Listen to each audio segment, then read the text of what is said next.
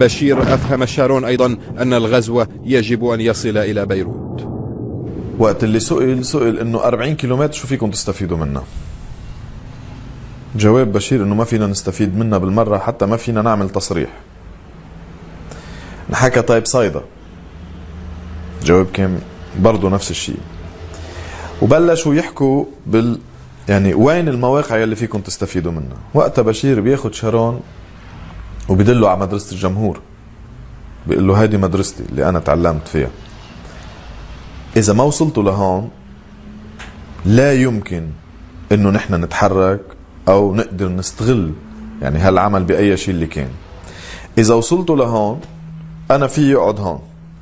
وقتها كان بعبدة، قصر بعبدة ومدرسة الجمهور يعني مبينين من منطقة المكلس.